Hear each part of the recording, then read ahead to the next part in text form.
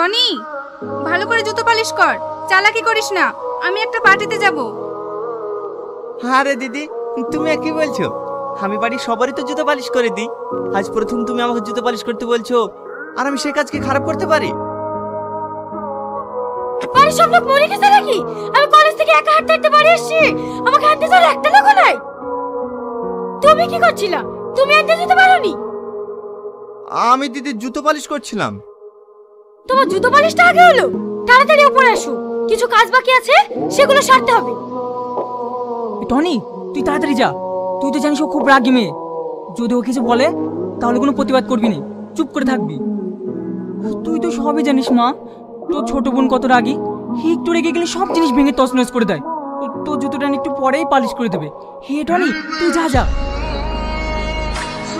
বলো ম্যাম সাহেব, কি করতে হবে? আমি তোমাকে ভালোবাসি, আমি তোমাকে বিয়ে করতে চাই। আমি তোমাকে বলিনি এই বাড়িতে কোনো নিচু কাজ করবে না? কি করব বলো? দিদি হুকুম করলে আমি না করতে পারবো? ওরও দেখছে মনুষ্যত্ব বোধ হারিয়ে গেছে। সবার দেখা দেখি ও জুতো পালিশ করাচ্ছে। কাল থেকে আমি আর চুপ করে থাকবো না। কাল আমি সবাইকে জানিয়ে দেবো আমি তোমাকে ভালোবাসি। তাহলে আর তোমাকে দিয়ে কেউ নিচু কাজ করানোর সাহস পাবে না। তোমার কাছে হাত জোড় করে বলছি, দয়া করে তুমি এইসব কথাগুলি বলো না। তোমার কিচ্ছু হবে না, কিন্তু বাবুজি আমাকে মারতে মারতে এবার থেকে বের করে দেবে। টনি ঠিক কথাই বলেছে। তোদের ভালোবাসার কথা যদি বাড়িতে বলিস না, তাহলে সত্যি সত্যি টনিকে বাড়ি থেকে বের করে দেবে। তুই আমাদের মধ্যে নাক গলাবি না। তুই কি করে পারলি সবকিছু জেনে টনিকে দিয়ে জুতো পালিশ করাতে? আর তুই বুঝতে পারছিস না কেন? আমি টনিকে ছোট ভাইয়ের মতো ভালোবাসি। বাড়ি কাকা কাকি সবাই আমাকে খারাপ ভাবতে শুরু করেছিল, তাই আমি টনিকে দিয়ে জুতো পরিষ্কার করতে বাধ্য হয়েছিলাম। দেখো না দিদি, ও আমাকে ভালোবেসে বিয়ে করার জন্য জেদ করছে। এটা কি তোমাদের ফ্যামিলিতে মেনে নিতে পারবে? অবশ্যই পারবে, কারণ ভালোবাসা বড়লোক গরিব দেখে হয় না। আমিও তো একটা গরিব ছেলেকে ভালোবাসি, দিন আনে দিন খাই। আমি দুদিনের মধ্যে ওকেই বিয়ে করব, কেউ মানুক বা না মানুক।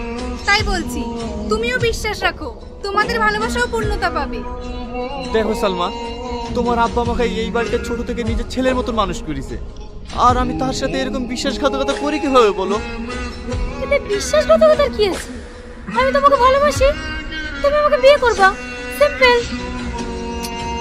তুমি আমার কথা বুঝতে পারবে না, আমাকে বাথরুম করতে যেতে হবে। আমি গেলাম।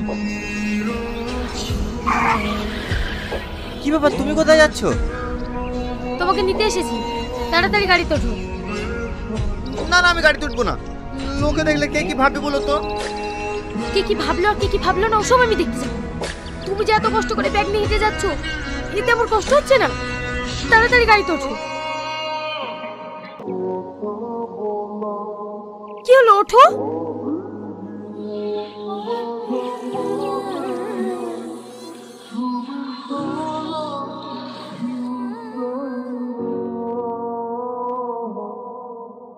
আজ যে আমাদের মুখে চুনকালি দিয়ে তোমার মেয়ে একটা ভিখারি ছেলের সঙ্গে পালিয়ে গেছে, সব তোমাদের স্পর্ধার কারণে এত বড় কাজ করতে পেরেছে। ভাই, তুমি ওই ভিখারিকে জামাই বলে মেনে নেবে কিভাবে? আমি জীবনে মানবো না। আমি আমার মেয়েকে ভালোবাসে দিয়ে একটু স্বাধীনতা দিয়েছিলাম, আর তার সুযোগ নিয়ে এত বড় জঘন্য কাজ করতে পারলো। কি হয়েছে আব্বা? কি হবে আবার? তোর ওই বড় বোন এই চৌধুরী পরিবারের মান সম্মান ধুলোর সঙ্গে মিশিয়ে দিয়ে এক ভিখারি ছেলের সঙ্গে পালিয়ে গেছে। তোদেরকে আমি এত কষ্ট করে মানুষ করেছি, কোনোদিন কোনো কিছুর অভাব বুঝতে দিইনি। আচ্ছা, তুই কি পারবি এই পরিবারের মান সম্মান ধুলিস্যাৎ করে একটা ছেলে হাত ধরে পালিয়ে যেতে? জানি তুই পারবি না, কারণ সেই বিশ্বাস আমার আছে। আমার ওরকম মেয়ের কোনো দরকার নেই। আজ থেকে বাবু তুই আমার একমাত্র মেয়ে, আর ওই মেয়ে মরে গেছে। বাবুজি, এরকম কথা বলবেন না। ও আপনার নিজের মেয়ে, দেখবেন একদিন সব ঠিক হয়ে যাবে। তুই চুপ কর, ও আমার মেয়ে না। আজ থেকে এই চৌধুরী পরিবারের সঙ্গে ওর কোনো সম্পর্ক নেই। তোমার চা। কি ব্যাপার, চলে যাচ্ছ যে? আমার কাজ আছে। টনি দাঁড়াও। Tony, Tony.